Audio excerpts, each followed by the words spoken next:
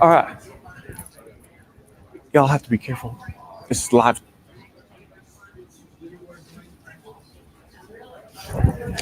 Okay. I feel like I'm about to do an infomercial.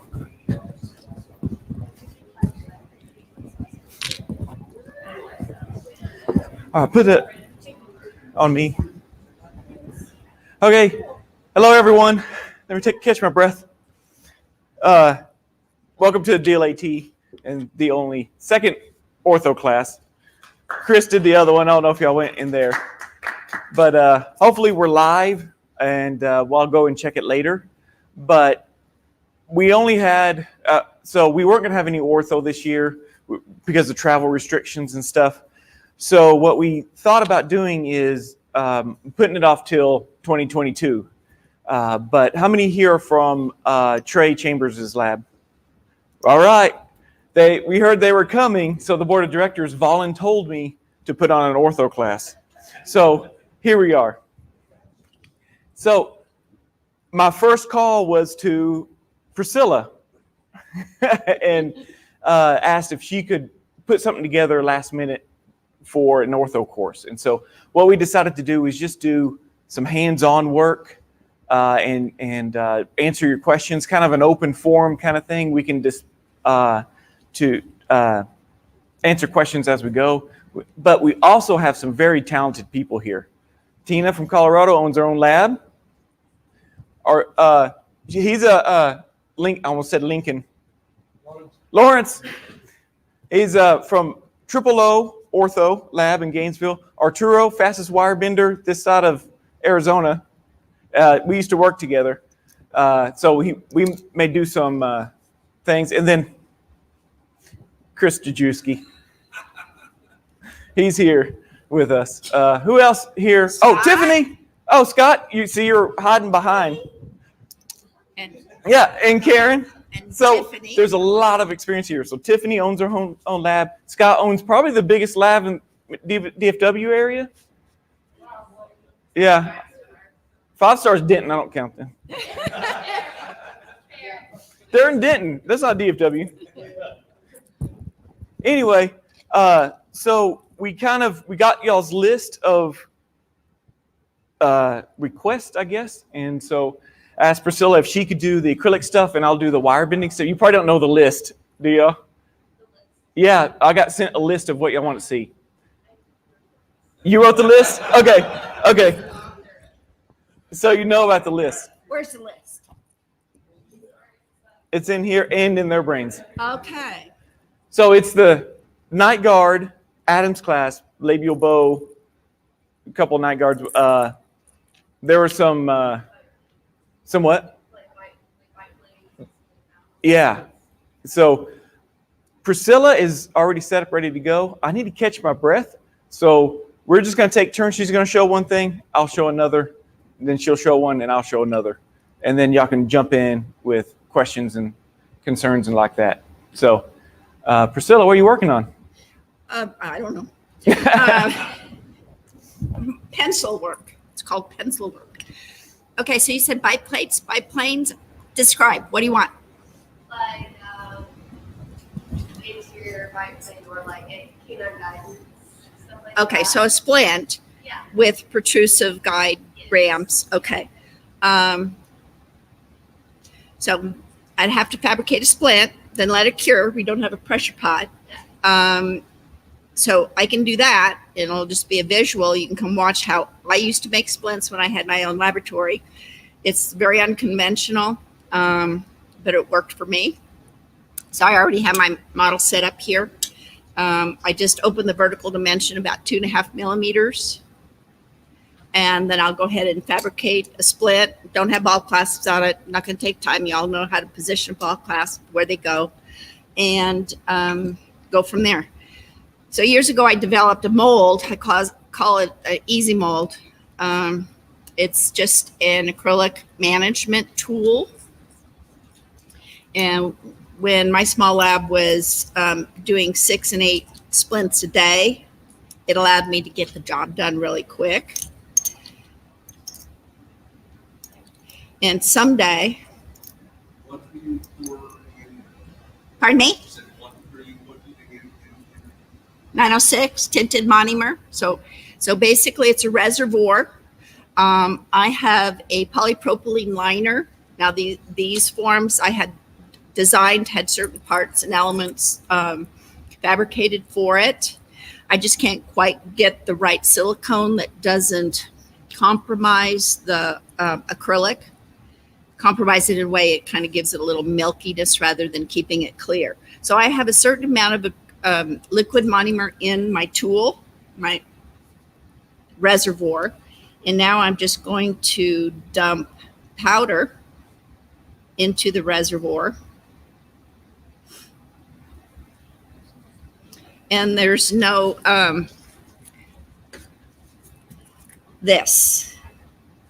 no sprinkle. We're up against a time factor. So I have a bottle here that allows me to dump, and I dump until the monomer wicks up the powder, and I kind of pack it down.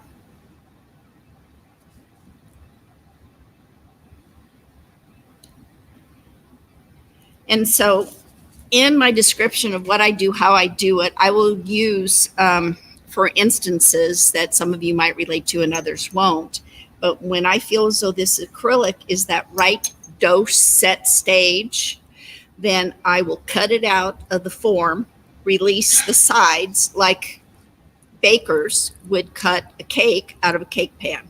And when you flip it over, the cake falls out. And it's about knowing when that acrylic is just right. Ambient temperature of the laboratory always affects it. If it's too cold, it takes a little longer to set. If it's too warm, it'll set quicker. All of those elements affect the chemistry of acrylic.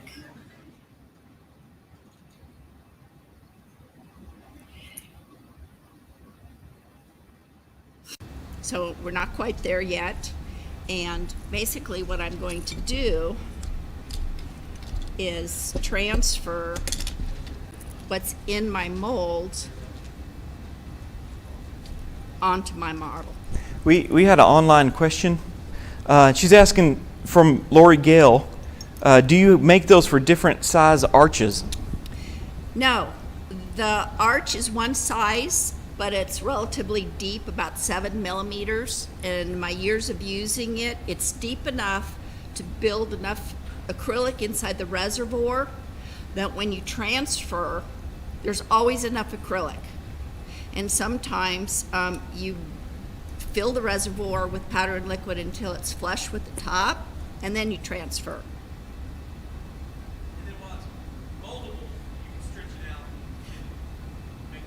You can move it around. You can move the acrylic around.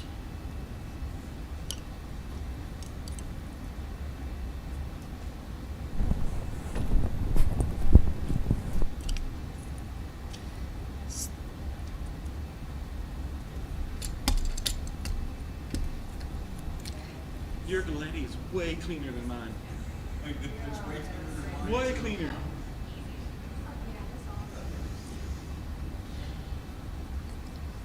So now some of the extra acrylic I'm pushing down into the lingual for that horseshoe. And I'm managing the buckle, and I have a line for the buckle so I know how far not to go.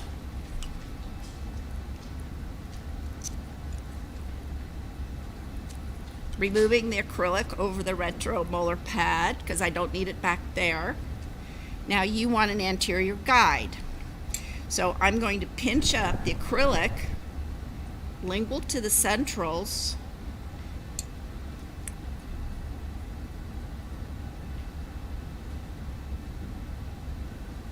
so I have that acrylic right there.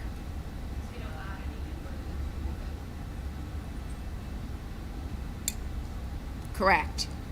Now, sometimes you fall short. So if this is where I thought, oh, I don't have enough, then I'd salt and pepper really quick. And I still have plenty of working time. And I have various tools that I use to trim my horseshoe, pull it out of the pallet, so I have that much less to have to grind on. Okay, so I feel as though the texture, the density of the acrylic is ready to close the articulator. And I'm short. So I'm going to open it back up. And some of this buckle acrylic, I'm just going to move where I need it. And for the sake of this video, because we need to get this demonstration, I'm going to cheat a little bit because it's for demo only. I'm just going to close my vertical tack. So right now, and I'm not sure, there is enough overhang on the anterior that it's encompassing the incisal edges, but I haven't buried the incisal edges of the anteriors. This would go in the pressure pot, would cure. It's not going to move a whole lot. If I was a little concerned that I had too much on the buckle, I would go ahead and trim at this point in time, lift it away from my line so I can somewhat preserve the anatomy of the cast. Oh, excuse me, of course. Is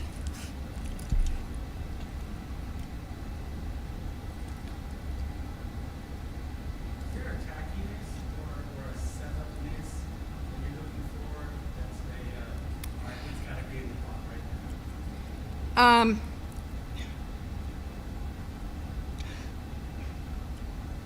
What I do know is, and if you don't know anything about my acrylics, I manufacture my own acrylics, and my acrylics were developed for the way I wanted them to behave.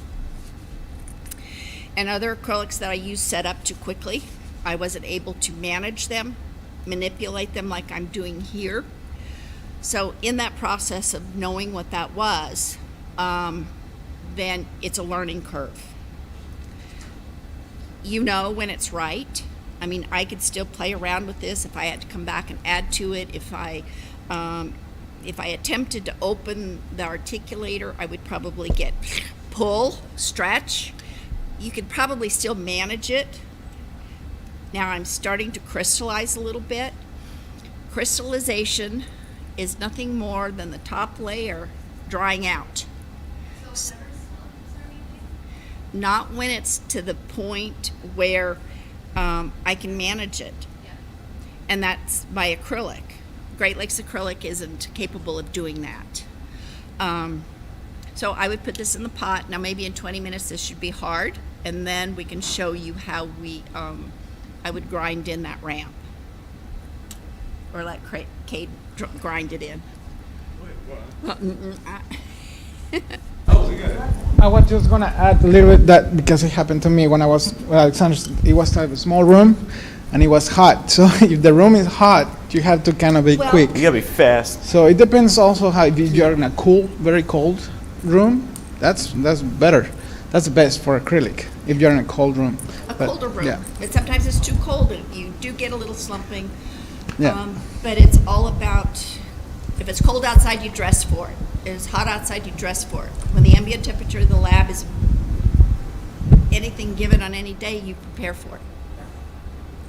We had one here and one back there.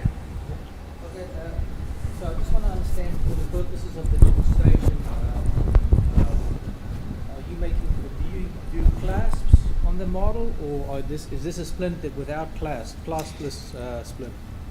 When I had my own professional laboratory, it was probably 60-40. 60% did not use clasps of any kind. The other 40% did have clasps. So it doesn't change how you fabricate the splint. And I had ball clasps on there. I would sprinkle a little salt and pepper on the clasps right before I took the acrylic out of the form. And right before I did that, I would wet that salt and pepper application with a little bit of monomer to kill the surface tension, so when the two acrylics came together, they would blend.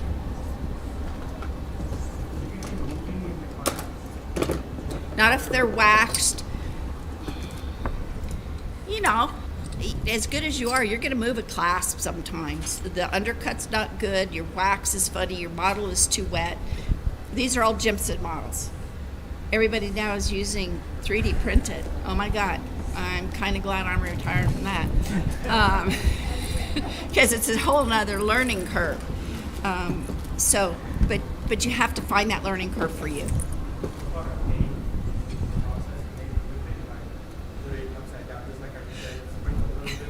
I've done names both ways. Tissue paper, I'd write it on backwards, or I'd put a little, while I was waiting for my form here, I'd put salt and pepper on the model, and then I would write it in gel pen, and then put the acrylic on top of it. The gel pens usually didn't transfer or move around, so the name would be there. I use a P-Touch labeler with a just black on clear.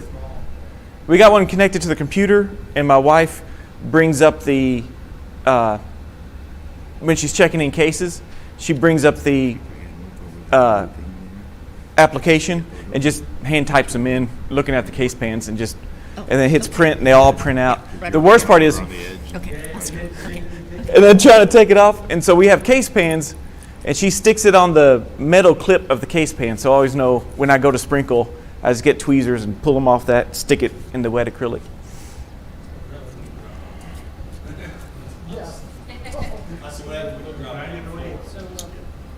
One question? Yes. Sorry, I got another question. So how would you compare your undercuts for the class plus split? Undercuts for me, I always prepared undercuts the same way. I would almost remove 75% of the undercut and leave the other 25% for the doctor.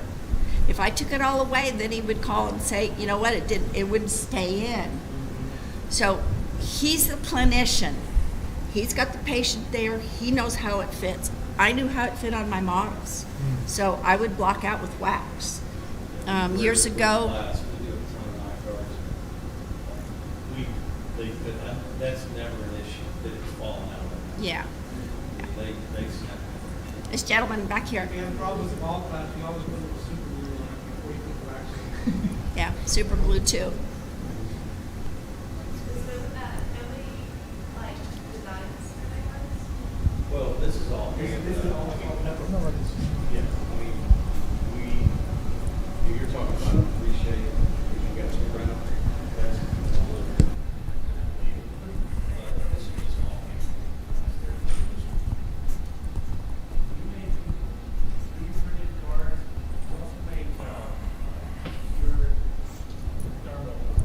Sure. Yeah. Yeah.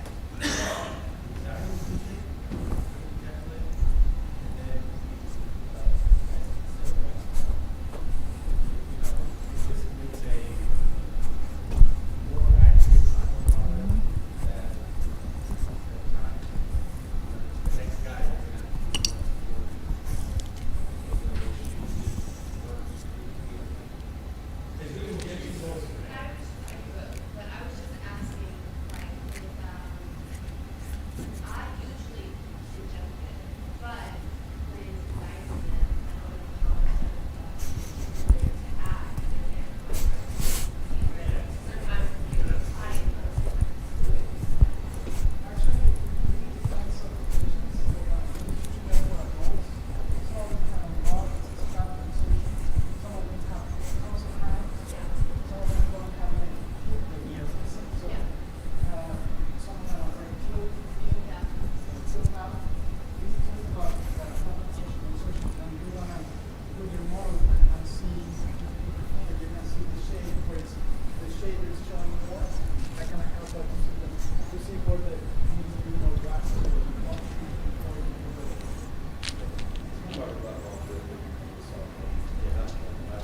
Well, I would suggest that maybe, well, and you guys can all call me for that miniature crowbar that I can't print, it's on my printer for them to snap those out and take them around with them, right?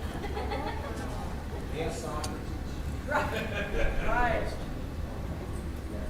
So our Taro, earlier you asked about on some of the appliances that you were showing me how to do a really fine midline cut on a Schwartz or sagittals, and you said that it's difficult to get a really fine cut. And I said, oh, been doing that forever. So it's been a long time since I've set a skeletal screw. Mind you, no wires, but we can see around the fact that this is a wire appliance. So this is a skeletal screw. I will set it in the pallet, and then we'll go from there.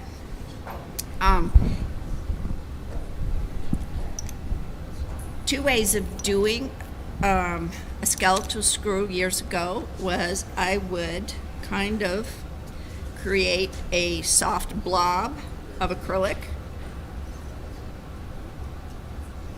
Actually, I won't do it that way. I'll just salt and pepper it. And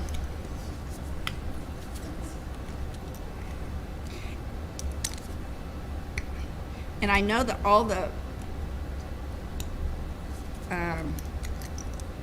school books show that you cut the model, put a groove in the plaster so you could put that skeg of the expansion screw in that cut of the gypsum model. That always, I could never get acrylic underneath it because I always had a void.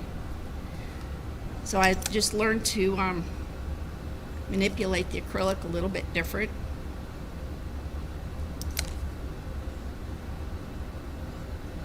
And on my model, I don't know if you could tell up there, I had the midline marked with pencil under the separator so it doesn't transfer. Are you dropping the modeler, or are you touching the surface, or are you just letting it drop? Is it putting it back in The drop is touching the powder, and the powder is wicking it out of my dropper. not the actual drop?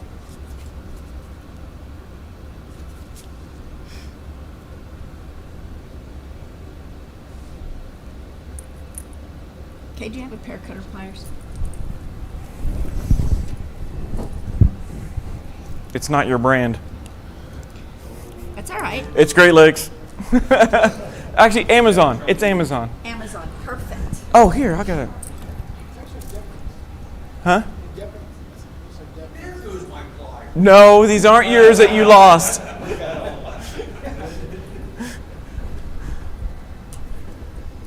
think that's the Cade. It's your last, we have like two, and now I see a whole bunch of them. Thank you. I just lost his stuff.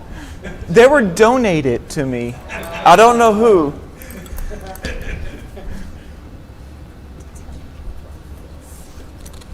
Oh, that's my box.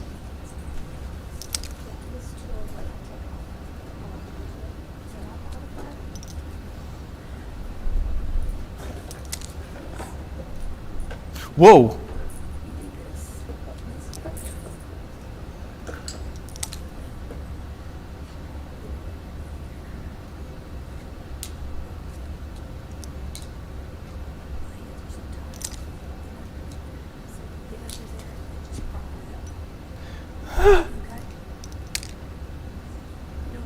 Yeah. Why are you hiding? It's a screen. Screen doors. Yeah. And I just modified it. It's pretty cool. Tina might be interested in that. Every technician has a different way of pouring. It amazes me how the job gets done. Everybody's different. When pouring color, I found that if you do about a third or a half of the thickness of the appliance in color, and then come back and do the clear coat, and even a clear coat on the expansion screws, you don't bury the mechanical part of the screw so too much in the acrylic.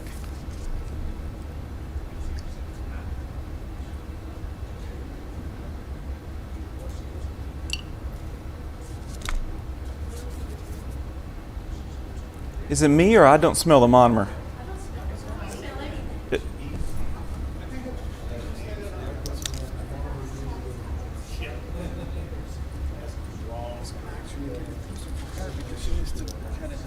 Yeah. Oh, remember, I have smelly monomer, remember? You- It's smelling stuff. You pack this stuff. Do people walk in your warehouse and? We still smell it when you come in on after a weekend. Oh yeah, after you've reset your nostrils. Yeah.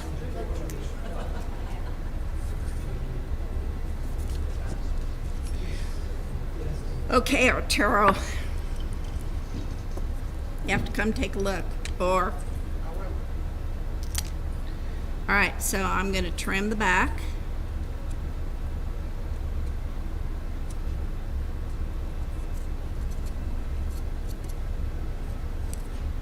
And then I have a very thin blade or another thin blade. X-Acto blades work really well. And I'm still a little wet here, so I'm going to put a little more powder. Now in my head, I remember where that midline pencil line is. So I'm going to put my blade all the way in at the pink tab, and I'm going to draw it through the midline. Forgive me. It's been 2 years since I've done this. COVID. And if the acrylic is still has a little movement, moves back and forth, that's okay. You'd plenty of time. I'm just rehydrating everything that I've already poured here with a little bit of monomer.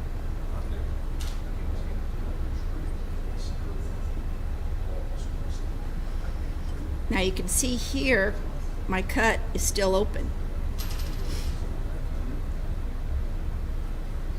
Yeah.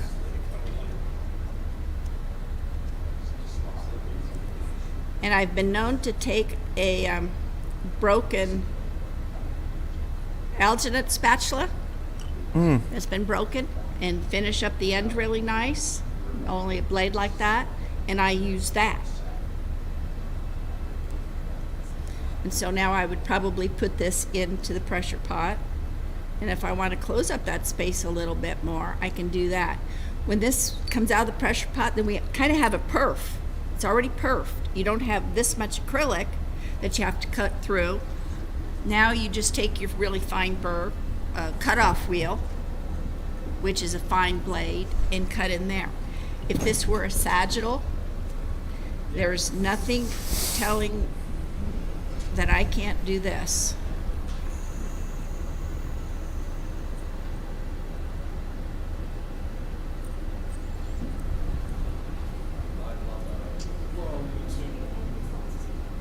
Then it's already perfed, and you have a guidance. And if I didn't like that, okay, why don't I just make Reset. it go away?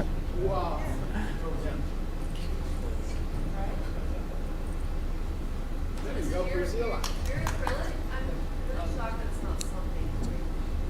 She's I'm so used to You see all those pallets there? all those colors. pallets have been made without a pressure pot at the last 6 conventions. In one step. One step, right? One step. All those were all done in one step without having to go back and. And none of them are finished.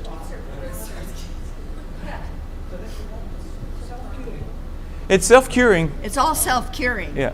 It's called, So you won't get porosity, like if you sit it out too long.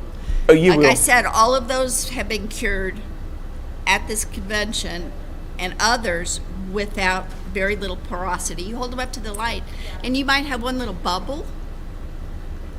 Also, if you use a pressure pot, it sets up 5 minutes, 5 minutes. and you get it out and you start working on it. And it smells good when you grind on it. I went into a doctor's office, and they said that the assistants come by. There's a little basket that has all the appliances for the kids, and they grab them and they go, "Oh man, that smells wonderful. We just love. What are you using?" I'm like, "Oh, that's Priscilla's acrylic." Well, if y'all want, we'll let her clean up, and I'll do one. I'm going to start simple, Adam's clasp. I'll do one pre-formed and one by hand. I mean, that's about all I know how to do. Let me get my thing going here. No.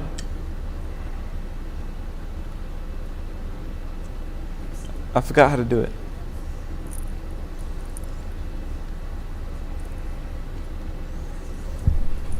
Okay, hopefully. If y'all can't see, feel free to come up here. And don't laugh at this. Okay, I like to use a model holder. And Tiffany, good job setting up. This is pretty much how I use it.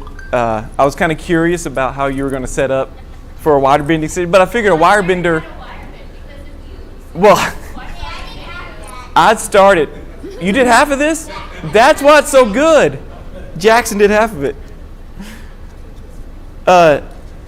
So I prep, and I don't know if y'all see this or not. It's kind of become one of my favorite new knives, and it's called a post-palatal seal knife or something, invented by this man right here, sitting right here. See? And I just bought 10 of them. You bought 10 of these? Oh yeah, I've really been enjoying them, and so the reason is I like to. It gets in those preps for those Adams clasps.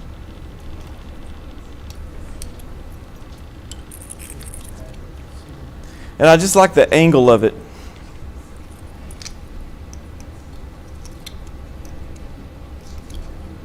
And so it actually works on 3D models too, to a point. The more carvable resin, you can kind of do a little bit of this. And I guess, Glenn, do you just resharpen this whenever it kind of gets? Yeah, what I sharpen them with is it's a 5-inch steel on a Scotch blade. It's on a 1/4-inch shank, just put on the bench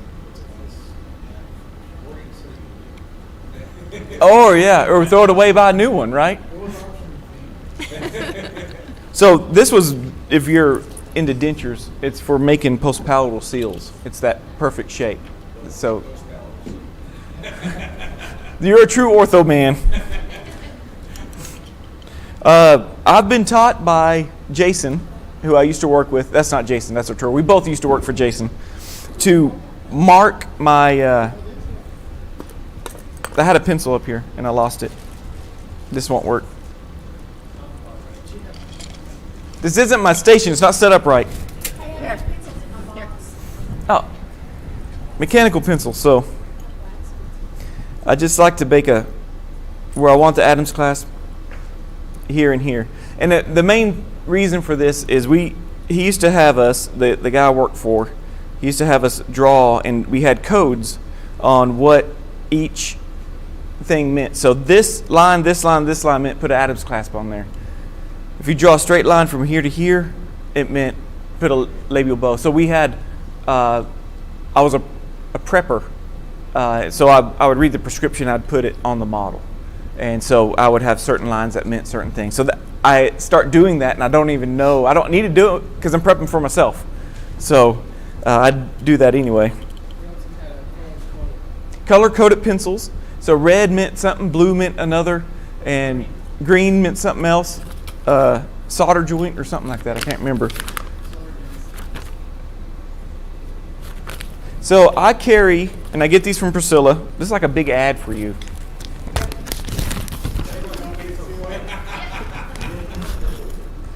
Is that light too bright?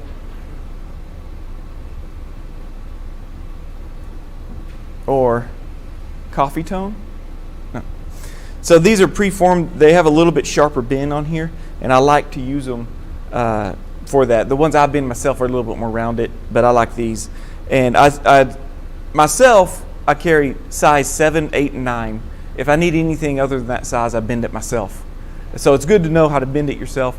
And if you run out of one and you forget to order and they won't pick up your call, you bend it yourself. So it's one of those things. Yeah. So I usually go, and everybody has different theories. I usually try to go from the top of the cusp tip down, like that. And that's where I want my things to be near. I use, these are my favorite. They are Dentronics, is that the brand? Dentronics? And they're just, I like my bird beaks to have a serrated beak on one end. Helps me lock in the wire.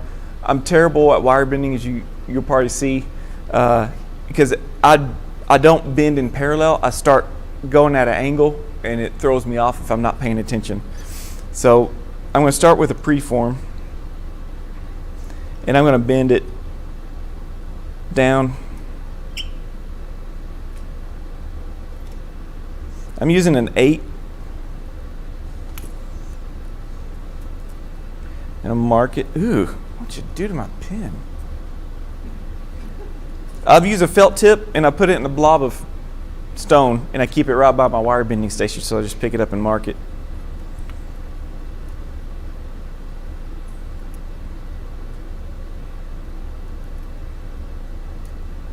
And I just work one side down. Try to keep it parallel on the back side the whole time.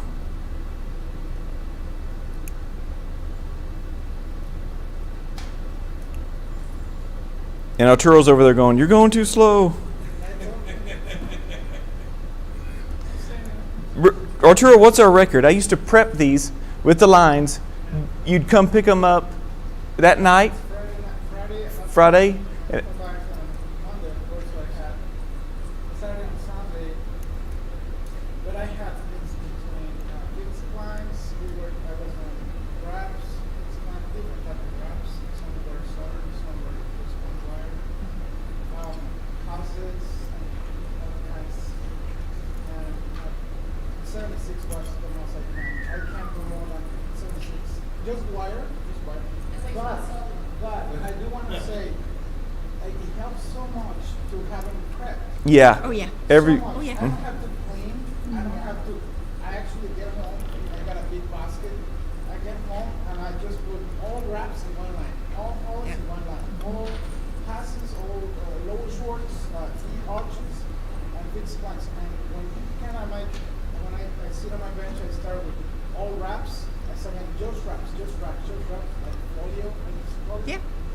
And your brain kind of functions better when you're done over and over and over. You get faster and faster. Yeah, absolutely. Yeah. And so, about 8 hours. But that was due to summer. I do want to mention that was summer. Busy summer. Super snappy work. So I was okay Saturday, Sunday, but 76 was nice. With that soldering and putting everything. But it helps if you have somebody already clean the model, color coded. I don't have to even read the lab slips. Yeah, you never got lab slips. It was just models. I never had lab slips. I didn't know. I already knew also. One thing important was what the doctor liked. Like Dr. Boskowski wants this wrap one way, Dr. This wants different wrap. So I only need to remember each doctor. Yeah. And if you have it just clean up, color coded, I just need to go, follow the line, and that's it. Follow the line, it's fine. And I also have that we use zapping. We do not use wax. It takes forever when you're doing wrap and you have to vaccinate because you have to let them wait if it pulls out. When you do zap it, you just put, remember, it was kind of sticky. But I mean, can it smell, you know? You can smell. I'm sorry. It does have to be sweet. It's this isn't zap it. This is different. It's called fill it. But you just put a drop on there, spray it, sets up. And we were also transporting to his house and back, and so they're rattling around in a basket, and wax would have.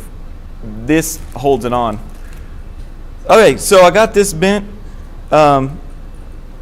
If I want to adjust it, I can. It's kind of low. I think it's a little low, and I don't like the flare right here. It's a little flared, so I would go back and flatten that out a little bit. But that's my basic Adams clasp. So let me bend one. Now, I've seen about 5 different techniques of how to bend an Adams. Yeah. and I don't know where I picked mine up at, but if anybody watches my YouTube channel, that is the #1 video. Of course, I put it up in 2010. Yeah. So, but it just keeps, people keep watching it, and they're like, "Oh God, thank you. I'm in ortho school, and I didn't know how to bend one." I'm like, "Well, I don't know where I picked it up from, but I picked it up from school. I still don't know. But I start with like a 3-inch piece of 028, and I line it up. And remember those marks I made? I make them on the wire, so straight down from the cusp tip, straight down from the cusp tip. I can't say that very well. And then I'm going to put my pliers on that mark, and I'm going to bend it a little past 90. Go to the other side. Put my pliers on that mark. You probably can't see it. And I'm going to bend kind of where they cross each other, like a isosceles triangle. Am I saying that right? Anybody? Is that right? Yes. All right. And then here's the trick that I learned. This.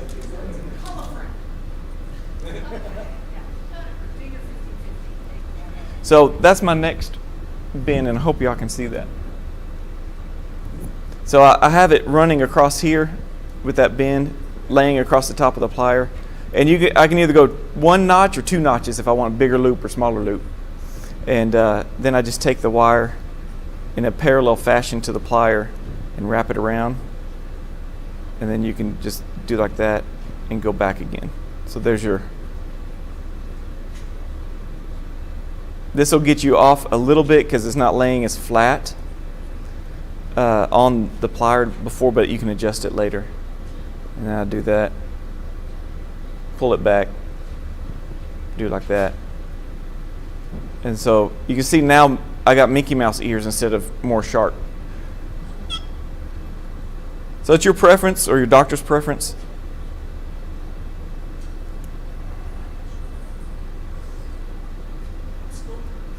Is what? I've never figured out how to use a pair of Adams. They're called Adams pliers. I've always just saw this. Their whole claim to fame. See, I've made that a little wide. So either I can bend the tips in some. I didn't realize how much that tooth tapered in so much. There we go.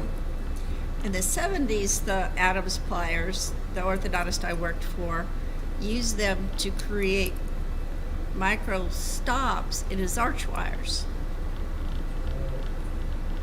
to keep the arch wire from tracking all the way back in the tube. So he'd put that little loop on the arch wire. That way he could move teeth around on the forward part of the arch without everything tracking back. So that allowed the arch wire to have a constant arc. And he just would take the arch wire, mark it, put it in the tubes, mark it where he wanted it, and use that Adams clasp pliers on it. I made Adams clasps that way forever, but they were huge. And you know. I remember you mentioned something that you got this good lecture of someone telling you that it's like putting your hands in your ribs. Well, I would teach my technicians when they didn't know where to position the Adams clasp on the molar. And I said, well, you envision the anatomy of the molar, and then kind of consider that the hips of a woman, and you just I'm interested. catch her at the undercut, and that's why my YouTube video is so popular. Oh, go ahead. I didn't mean to cut you off. I don't know. You remember that from one time. It's just, and so that, I don't know. That I didn't think about it like allowed that. my technicians Trying to get 'em- to envision that. Trying to get in the Yeah. the waistband. Yeah. Yeah, it's something that you remember. You remembered it. How many years ago was that? In a good sense. You remember You how? identified. I remember trying the whole time to say this. Hey, come on. You remember how Jason used to make us bend the atoms? Where it was everybody does their tags different. I call them tags. Tags. Anchor bends or whatever, and everybody just does it just a little bit different. Tails, and you can always tell. So if I see this tag tail, and it comes back broken, I'm like, that's my retainer. I made that. But if it comes back and it's got big whatever, I'm like, oh, doctor, that's not mine. How can you tell? That's not my wire bending. I can tell. But this is how at my other lab, Jason would have us all bend the same, just for that reason. All the tags. You can come in with wire bending skills, but you got to bend it His way. His way. His way. And that's the mark of a good wire bender. Can you mimic someone else? Can you bend like they do? And that's when you really. Product has to be consistent. Yeah. What is it? Product has to be consistent. Yeah. Lab. Yeah, because you don't want the doctor calling up, who's the new guy making your retainers? Who's the new girl? And you're like, Because I don't want that one. yeah. I don't want that one. Years and years ago, and he said, even if you're doing something that's wrong, he said, don't change it, because if you change it, do it right, the doctor's going to he says, it's, obviously, he's somewhat right, but just stay consistent with what you do. All right, so I'm going to change it up a bit. So, you ready to go? I can. Okay. Okay, so the Schwartz appliance is done. I'm going to use Glenn's new tool and see just, okay, so it just popped off. Okay. No, you should let it hit, see if it breaks. So, it's kind of a microfine cut. I don't care. You can pass it around. I don't care. The splint is hard. And, yeah. And so looking at it, there is a slight indent for the incisors. And on the Galletti,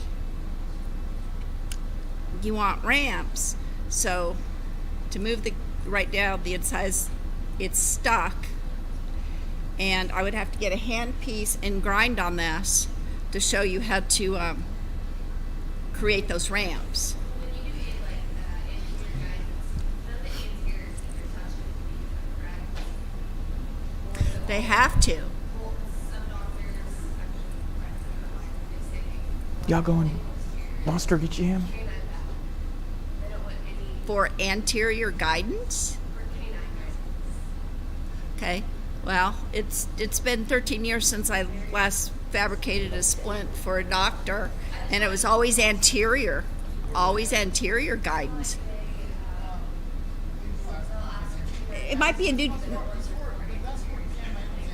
Yeah.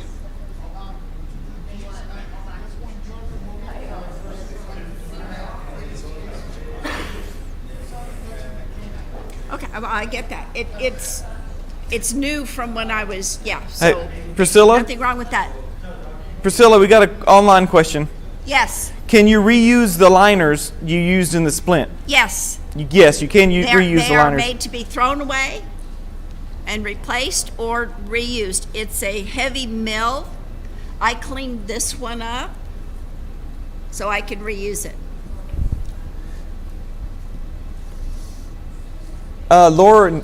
Lori Gale said that she likes the smell of Priscilla's monomer, and so did April Espinito. And then also Lori Gale asked, where can we get those knives? So that's a Glenn question. Or you can get them from Priscilla now, I guess. Yeah, JBC will sell them. I just picked up some, and we can get them from Glenn as well. Glenn, do you have a website I can say out loud? cgenius.net. Okay. And somebody asked, Cade, when are you planning to open a shop in Europe with Priscilla's acrylic? That was Vlad. And Steve Zara said, sweet Pardon me? articulator. You want to send me over? I'll volunteer. In Portugal, I heard is beautiful. I just might send you to Portugal. One-way ticket. Everyone will chip in for that. Yeah. Here, donation bucket. Okay, so, Cade, can you grind on this splint? Show them how to do posterior guide or cuspid guides, or I can try it. Yeah.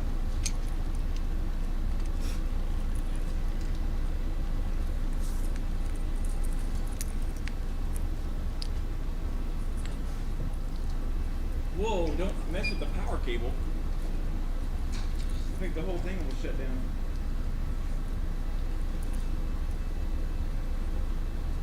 I have a question.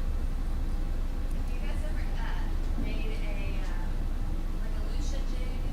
They send the doctor's office sending a Lucia jig, and then they want it's a type of Nightguard that's just a little tiny one in the front. the Cois deprogrammer. Well, I made that. I looked it up. I was like, okay, I think this is right. It's in back. I understand, like.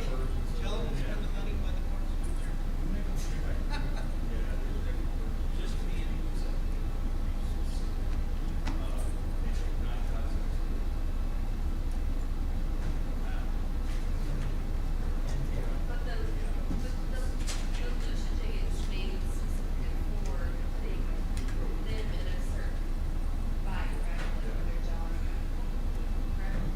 Like a restriction piece in it. So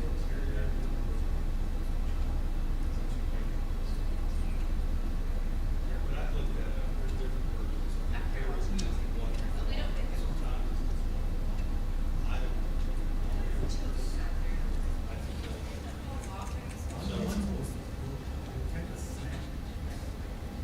You know how unfair is it that you gotta put yourself in a big room?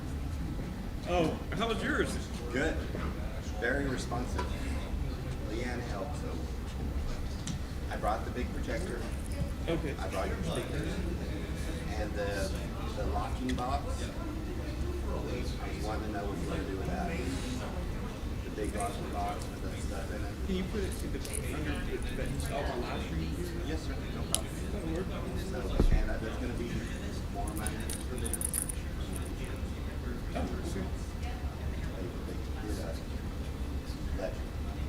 Oh, excellent. Okay, I think, am I on? Nope, I turned myself off. All right, I got the good handpiece now. I got my suction. It's kind of weird, y'all see my crotch. Sorry. I don't know if y'all be impressed with the splint grinding or the view.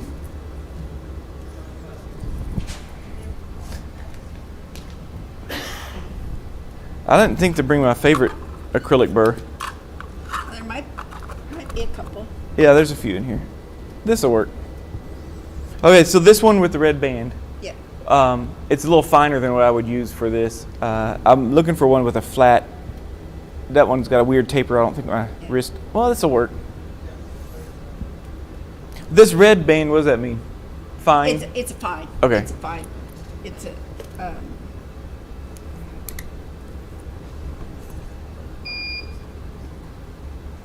Reject it. No, here. Get my clean articulator. So might be on I'm on hand. hand, Let me do foot. and then this is your RPM. All right. So it goes pretty fast. Yeah. All right. I'll just do part of this because splints take me a while, and I never have fun with them. But I always go in. Does anybody else do this? Mark the occlusion. Yes, I've done that before. That way I know I can bulk grind down to that level. Do you use your handpiece all the time or lathe? I use a lathe. So if I had a lathe, I could get nice and parallel with a green wheel and just knock a lot of this down. And try to remember not to knock down near the canine if I'm doing Yeah, Yeah, ramps. Yeah, ramps. So then, to me, it's all about holding the handpiece parallel.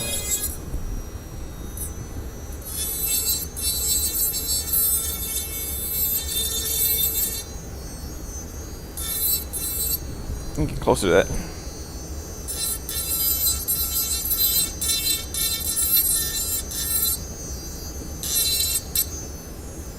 Have you taken this off yet? Oh, yeah. No.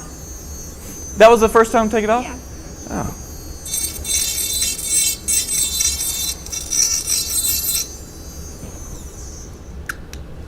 I do like the rounder edge.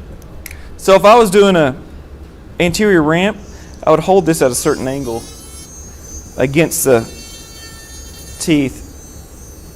It's all about, to me, it's all about how I hold the handpiece to get that, keep that angle. There's no math to it, and I know that's a bad thing, but I just kind of go off of feel. But If you were gonna make a lower, for instance, with the interior guy, or a lower night guard. do you have like a little bunny here, or like little like hard to explain. Yeah, no, they're, You get what I'm saying? so here's the lower arch, and it would be on the outside here, Yeah. But and it would so come, basically it's like two bumps on the outside. yeah, 2 bumps on the outside strictly.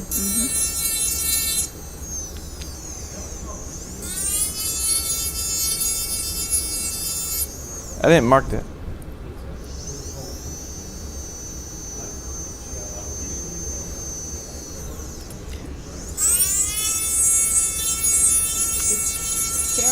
Sarah hasn't gotten here yet, has she? No, she texted me she was leaving. We don't have those handouts. Oh, yeah. We'll make an announcement.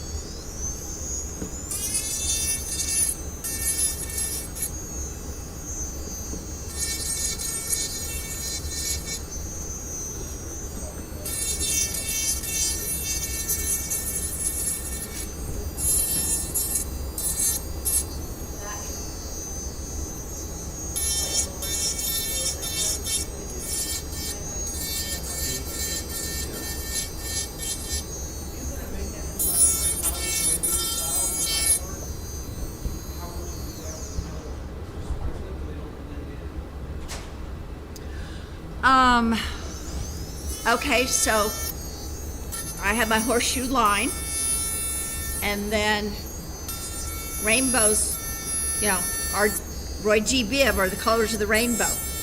Well, I learned years ago that when you're doing on a lower arch, you only have that much to play around with. So with the colors, I learned that if I took red and yellow, I got orange. And then yellow and blue, I got green.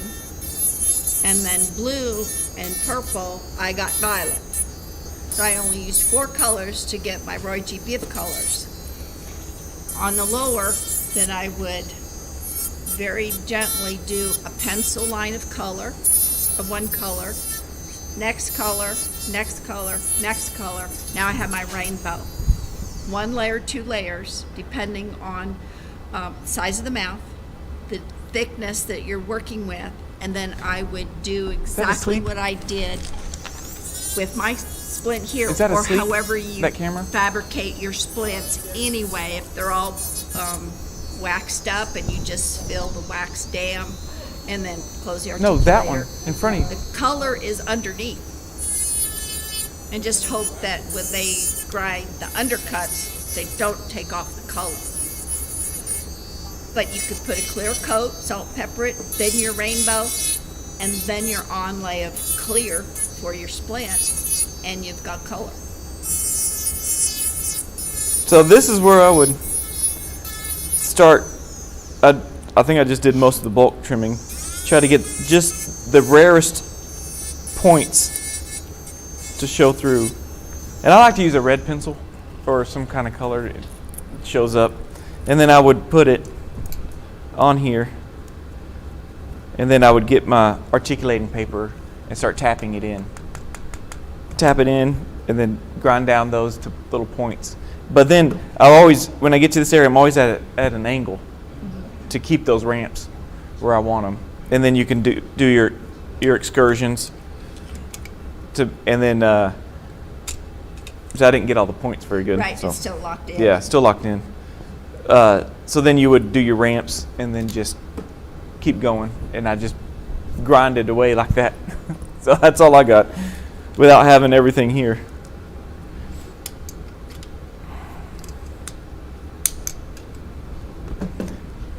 The hotel's gonna be mad. Well, I think this is a tablecloth I used 2 years ago because it still had glitter on it. Yeah, there was glitter all on the inside of that, so it had to have been hers. And I forgot my silicone mat, so they'll really be Oh, what is it? Oh, it's on. Okay, that's right. What is it? Oh, is this one facing the table? Okay, you're good. All right. So, your go or my go? I don't know. Who wants what?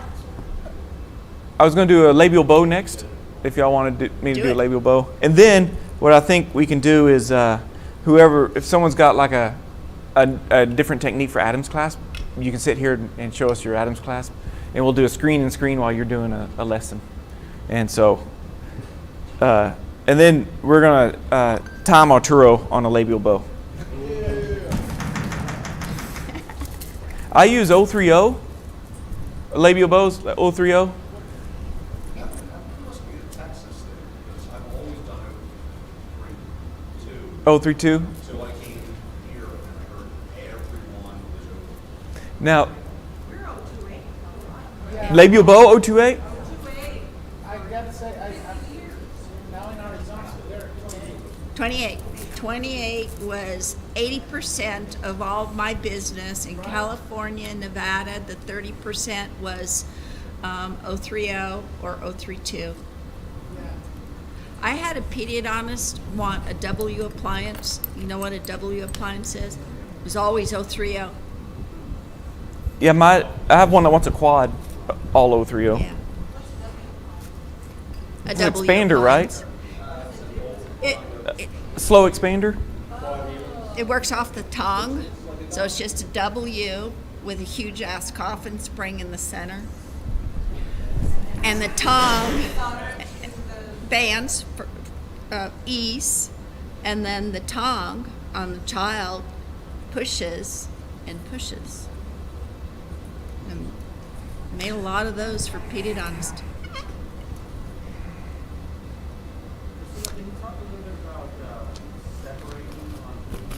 Piece of 028 and a small pair of cloth pliers. I gotta remember or something. I just had an 028. Did I put it back in the bag? I'm notorious for leaving it on the desk. Oh, yeah. I get a big pile of. Just a small pair of for Just grab one. That's fine. Some of those have broken tips. Warning. No, they didn't, but they do now. Okay, so labial bow. I just start with a straight piece of wire. I bend it by hand. Steve Zara has a really cool method of using a turret and wrapping around that, and he does it pretty quick. Yeah. So I just do this, and I push the ends in, and I kind of rotate it, and you can kind of feel it bend in your hands. You don't want to A-frame it. So then I put it on the model, and I bend a lot with my hands. I mark where I want the. My mark's not working. Use my pliers, hold it on the inside of the mark. Make sure everything's parallel, or flare it out if there's puffy gums. I make a 90. Take my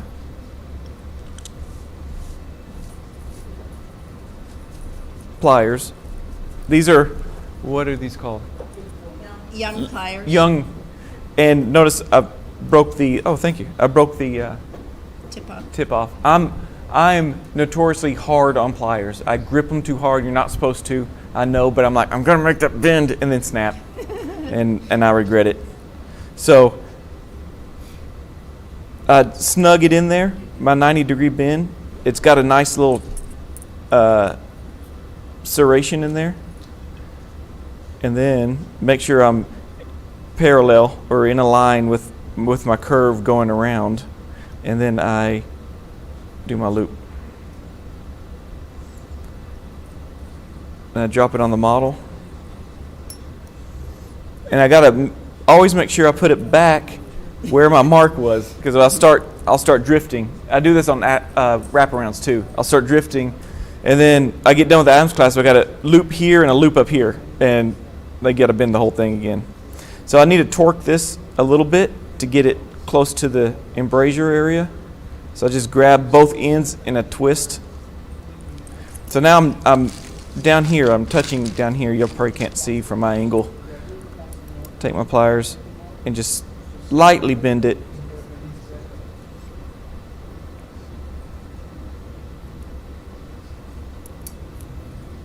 And I always return back. I train my finger. You can see my finger. It's got a thing in a dent. So it always goes in that dent. Or I need to drink water out of one of those. I might be dehydrated. So then I make my mark right where I need to cross the occlusion. Put my pliers there. Now, how much of your wire bending, Cade, is from photographic memory? Oh, I can watch a movie while I'm doing this. I'm very slow, but I can watch YouTube videos all day while I do this. No, oh, I see what you mean. In other words, you make a mark, but then you pick it up, and you already have the contour, the model that you just removed the wire from, to where now it's in your head, you're bending to the contour, now you put it back on, and then you go to the next bend. I can do a little bit of that. I'm not very good. Okay. The best was Jason, who we used to work for, Jason Brown. He could mark it, pick it up, and make 4 or 5 bends and place it back down. Yeah. So it's a kind of a photographic memory with wire bending. He could keep all that 3D. My thing is I always got to keep putting it back to the model to double check it. So right now I'm not going to do my tangs, tags, anchors, whatever you want to call them. I'm going to start the other side. So now there is a space here. I could dip it in a little bit if I want to. So I'd make a mark really right here and here. Or I'd leave it for the doctor to use it as a engagement. And you just bend strictly with the bird bait? I do, I guess. Yeah, so I can do 3-prong, but I tend to get my torque wrong. Because as the 3-prong closes, sometimes my wire will twist in it, and I don't catch it. But I like to do wraparounds with 3 prongs. So I just work my way back around. Arturo was telling me in Arizona, they bend like a wraparound. They'll start inside here and work their way around in a circle. Where I start in the middle and do one side, go back around, do the other side. And he says they're fast. They start here and they just work their way. It's funny. It's nice having these shows and showing all the different techniques around the world. A lot of it is who trained you, who you watched on YouTube. All right. For the orthodontic wire benders here, how many bend towards you like Cade is? Oh, instead of this? So Scott, you bend away? I bend like that. Like that. You bend So away you look from straight yourself. like that. And I bend both loops first. Both loops first, make your art. Yeah, both look. Yeah, I bend away and both loops first.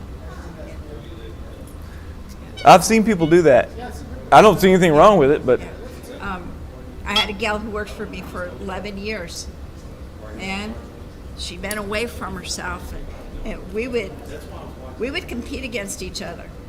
I mean, she'd be there and I'd be bending and we would be going, and every time she put one down, she put a hash mark in it. You know, it was like, oh my God.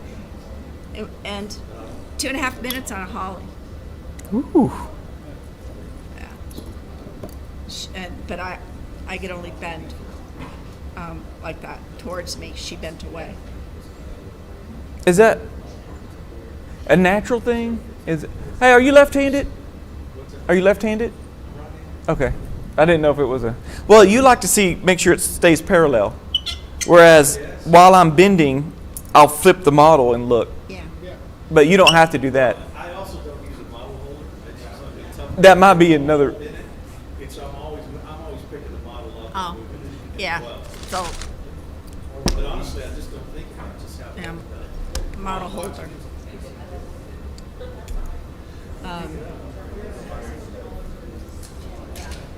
And first orthodontist I worked for, he taught me that when you prep your models, if you take a coarse piece of sandpaper and scribe it across the labial surface to the left and back, it creates microscopic grooves in the gypsum lines.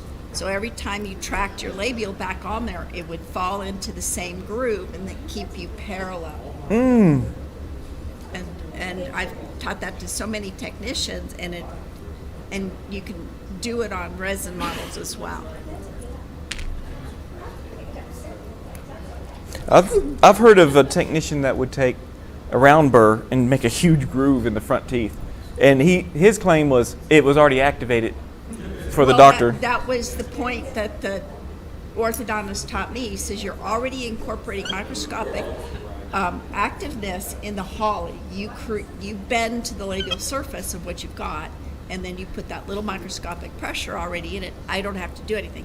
But if you do that, he says, make sure you trim it on the backside. So if Now, you notice- incorporate that, then you gently trim the interproximal, I always call them interproximal tips, on the backside of the retainer to give movement if those teeth had to do a little bit of rotation to seat in.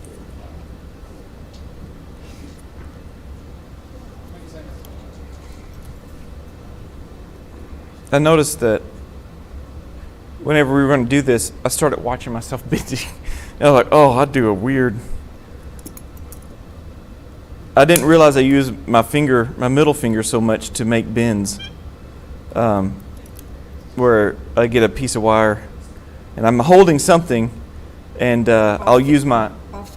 All fingers. Yeah, I'll use all the fingers to make, You get reminded when you insult yourself and have to put a Band-Aid on that area. Yeah. Which. Who can't do a fingerprint sensor on a phone? I got to use a pinky. I rub off my fingers. Larry and I were talking about this. Or I poke it and there's scars all over it. Now, this wouldn't be a true lab demo if I didn't lose this wire under the bench right before I'm done with it. Yeah, we all get down. Whoever finds it first gets a prize. We'll see how well it does in this carpet. Has anybody found a floor color or pattern that works good for wires that fall on the floor? In my new lab, I did a blue Todd model, and that worked. Like blue? I have a black rubber gem board in my lab, and I love it. Oh. Wax doesn't stick to it, it sweeps, it cleans, it pops, and back. You know what color our time is? Black, and what color is A2? No, it's all the way around. It's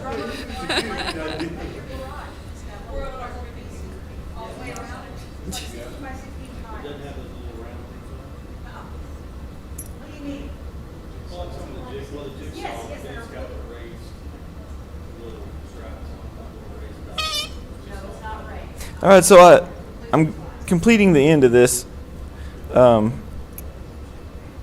I need my 3 prongs.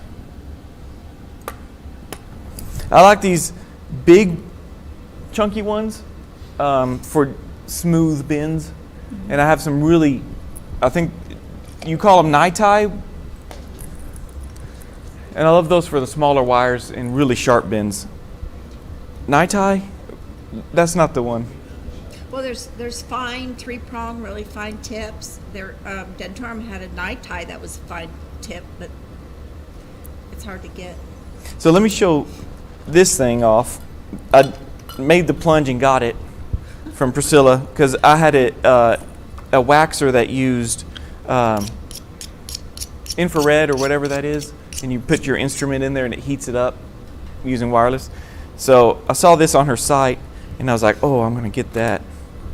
It's kind of backwards. Usually this is on my right side, but so this is already heated up, and so I just put it in there. See, you're smoking. Turn it down. I like it this hot.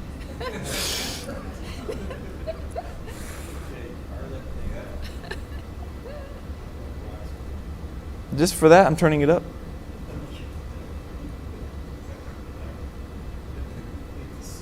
I'm going to go 4. No. It goes 950? Good Lord.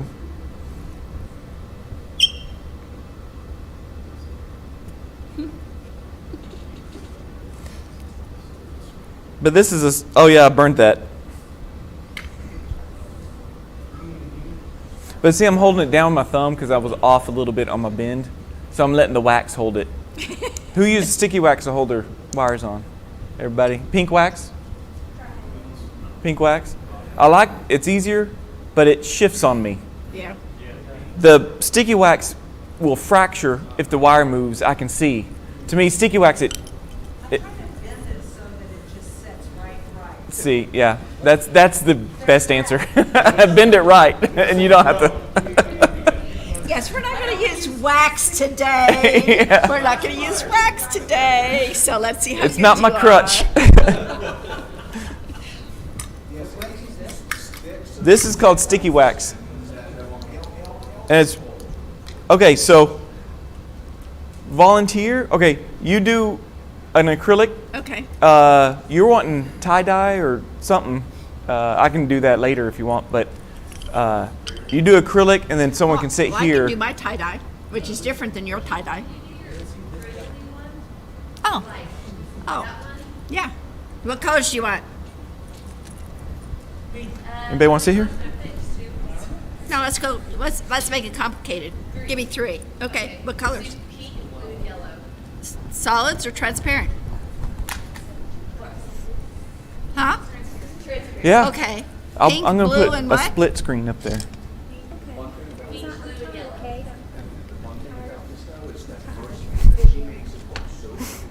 yellow. Now you know why they cut. They.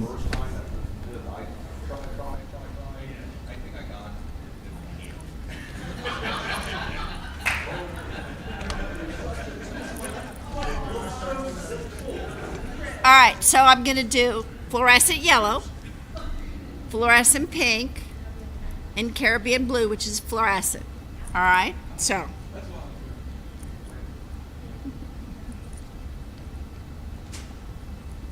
y'all want to stand closer, just beware of this camera.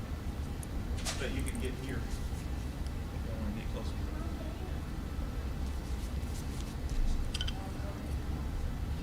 closer. Oh, true. Or you can stand with this. I don't smell, and maybe I'm just used to it.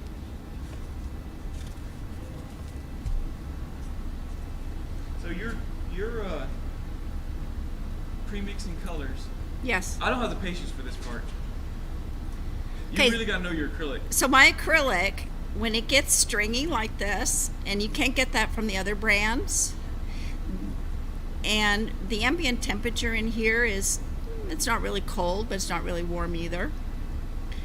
So it's a little time consuming, but I will sit here until it's just right. And I can blow on it, kind of evaporates some of the monomer, which kind of expedites that gelling.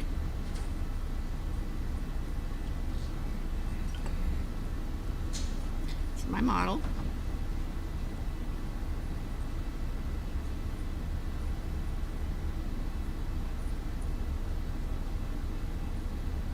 So we've got 2 other colors that we're going to put on this, and they're kind of going to fall out a little bit, not be quite as the body the way I'd like.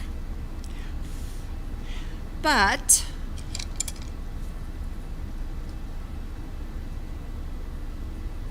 I'm going to cheat a little.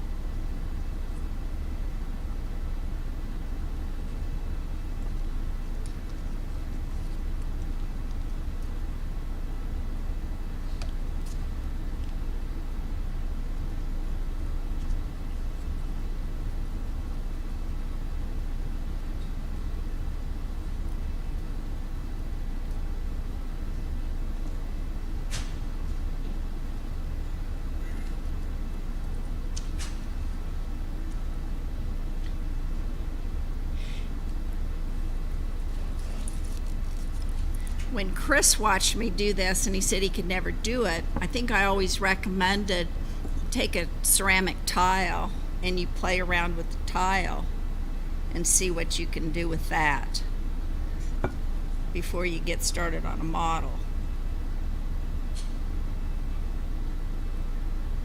So now I'm trying to hit the spots that don't have any acrylic on it to kind of fill in the voids.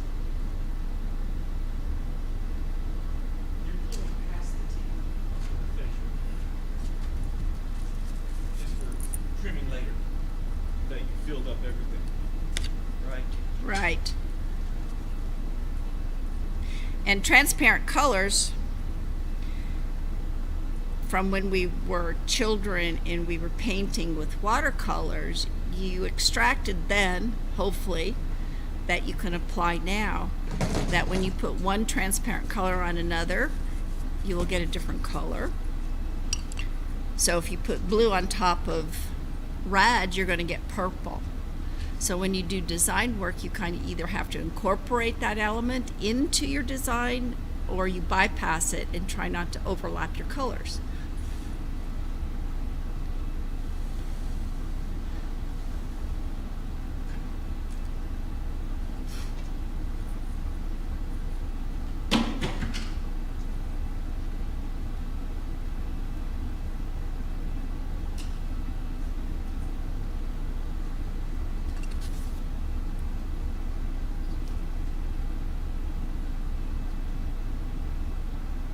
So now that the color is laid down, then I will finish clear coat.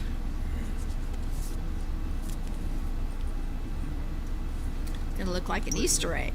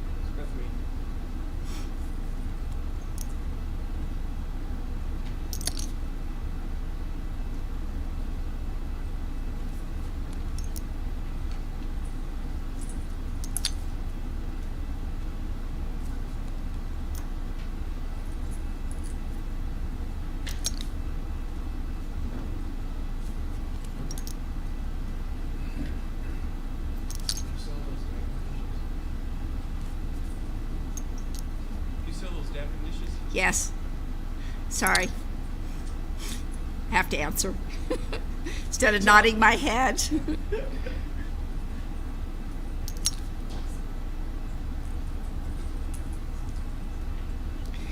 So, for those who are watching, you can see that this acrylic does not slump a whole lot. Part of which is the application. I'm doing very thin layers, powder liquid, powder liquid. Don't over drench the powder.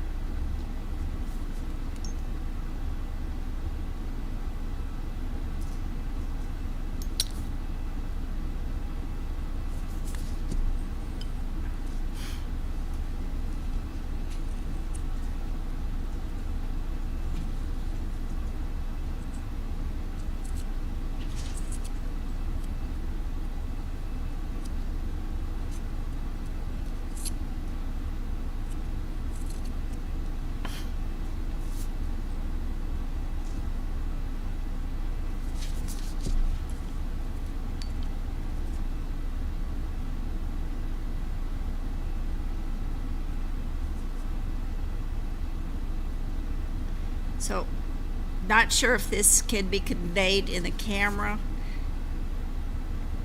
but this palette here is probably just under 3 millimeters thick, so it will require very little paletal trimming based on the way I poured. Did one side, did the center, did the other side, finished off the palette.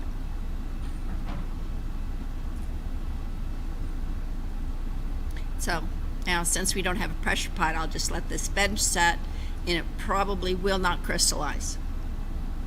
Is it? Do you you think the top layer's sealed in a way that's why yours doesn't seem to bubble up as much? Because yours gels a little bit. I asked a Well, hard question. I'll say that's true. Compared to the acrylics, acrylics has more porosity. It doesn't gel like yours. That's one thing. It's wet sand to me. Yeah. Great thing, right? Yeah, acrylics are The good. grain structure is way too. It's to be Well, fast. it's Big, not flowery. I don't have the Different grain. time to like design. Make it easy. I spent years trying to get the right particle distribution, and polymer is all about different ranges of particle sizes. What does not pass my specifications from the manufacturer of all bead resin in the United States, all other distributors get, which is too fine. They call it flour, and I won't accept it. I have particular particle size distribution, so much what they call pan or flour, and when you see it here, there's heavier stuff, and then there's stuff that just floats in the air. The other manufacturers has too much of that, makes it wet, makes it sticky feeling, creates a very heavy pour to where you can't get all that fine dust wetted with your monomer. When you can't get it wetted, it can't gel, it can't melt and then come back together as acrylic. So it creates porosity because that uncatalyzed powder is locked inside. And it's the particle size distribution. Don't have that with my acrylics. It's just years of defining it and making it happen for me. So, in a short bit, this will be hard, and then you can separate it. Anything else? As far as acrylic wise, or we let Cade do his shtick? Well, I just remembered somebody asked about fitting bands. Yes, And you have a model? I got a model. I was going to prep it. Okay. I was going to prep it the way that I've prepped molars, mainly for plaster models, the classic way. But I was going to just show that part. As far as digital, I pre-ditch them in mesh mixer before I print it, and that does about the same as me doing it. I used to print them and then fill up the underside with plaster, let it set up, and then grind it just like I normally do. So that's one method that I was doing. Or worst case scenario, you duplicate this, pour it in plaster, and take an impression of it. I did that for years before I got a laser welder. So now I have the Puck 5. I fit the band, or I pre-ditch in mesh mixer, print it already ditched. Then I fit my bands, and then I bend my framework on this model, and then my laser welder is pretty much a tack weld, fancy tack welder. I tack weld all my parts on, and then I pull the whole thing off in one piece, and I just flow a little bit of solder on top of that joint because I'm not good at laser welding, and my eyes are getting bad. And when you're under the microscope and you see your own wire bending, and you're not touching the band, it is a sobering experience. And you're like, oh, I got to go back to the bench and rebend that whole thing. Question, and after you use the puck and you go to flow regular solder onto it, does that not melt the puck weld? No, it's It's a the different type of weld. yeah, it's plasma. It's plasma welding. So it melts the two and they swirl together. If you ever seen the slow motion of it, it's pretty cool. You might know You were about to say something?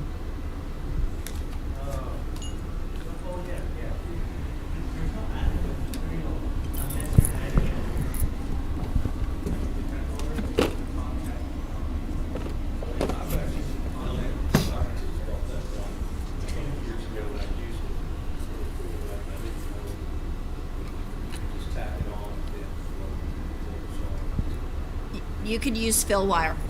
Some people use fill wire. Yeah. Which, yeah, or you could flow a little bit of silver solder on top of it. Yeah. For like label, like RPE, where you're wire to wire. Yeah. Tina, she has a puck too. Where'd she go? She loves it. I mean, she'll message me in the middle of the night and go, I love my puck. Because she's there working by herself.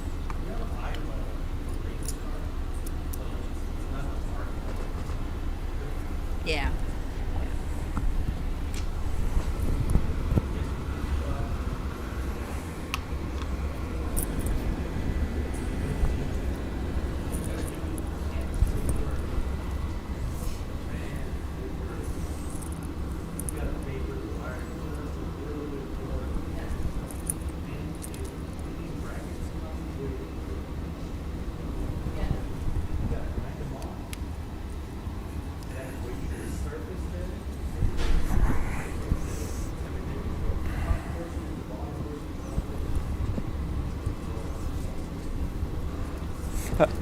I'm gonna.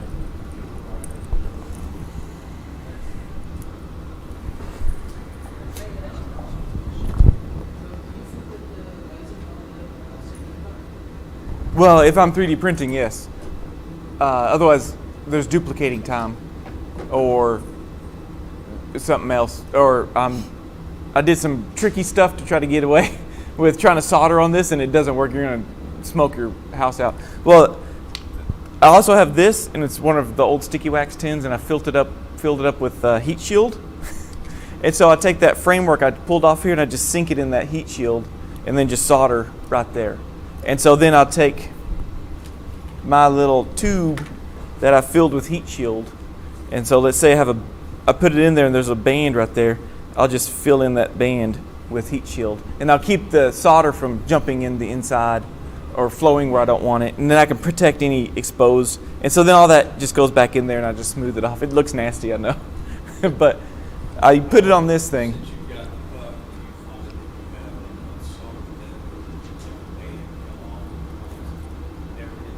Never have gotten a band come off. So I laser weld solder mainly just to cover my terrible laser weldering.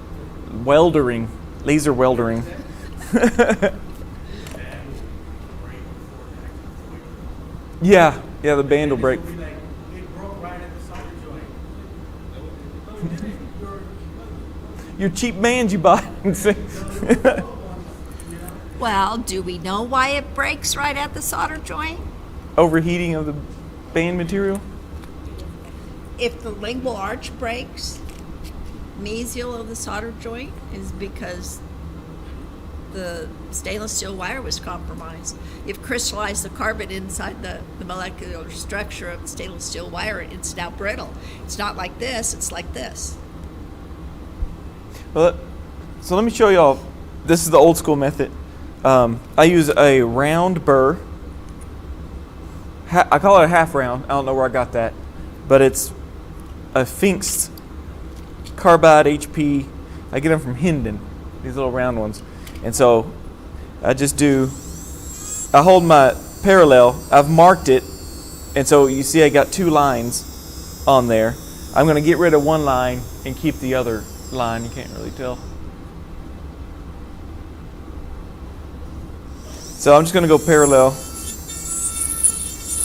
And I'm cutting on the adjacent tooth, not on the other tooth.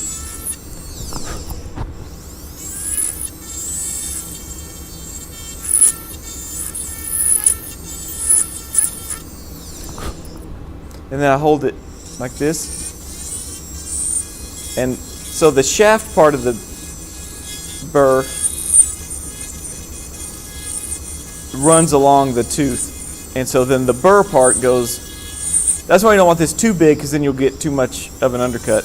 But to me, this follows the natural taper of most teeth. And it really doesn't matter too much if you take too much below, more of an inward cut at the gingival margin, because the bands don't go much beyond that anyway. They only go Yeah. as far as the free gingiva, which is what you're really trimming off So then on the hardened model. I can take mesh mixer for the bands. Yeah, we use appreciate, I guess, it's your agreement in there. So I'll export out of EasyRx, and then open it up in Mesh Mixer. Do the select tool, set it to 22, is draw around, just like I did with that pencil. I drew around like that, and then I hit B on the keyboard, which cleans up the smooths the band. Hit D on the keyboard, and that deforms or whatever. And then I slide -5 millimeters because I measured my bands. So I slide -5 millimeters, and that whole ring around that tooth just drops in there, and then that's what I print. Try T as well. What is it? Try T as well. Is that soft transform? Yes. Okay. It'll give you all, because D is only maybe along one axis. Yeah. Straight down. Try T. I'll try T. Here all of the. Oh, like a tooth moving? Yeah, and then the middle one lets you generate. Oh. What I call generate, right? Just like a overall, like all the way around, and then also you go down. You see the long axis of the tube like this, give it to like that, and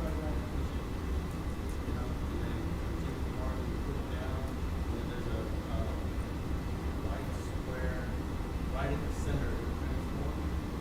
Flip it over, go side to side, go like this. Oh. So you taper in just kind of like what I did with that round burr. And However you want. Sometimes it's hard to gauge. If you don't want Yeah. to maybe for the prep itself. You gotta make sure it's my 5-year-old girl got a hold of this and tried to design an appliance, but I couldn't. Yeah, see, I got a ledge right there. I'd probably shave that ledge off.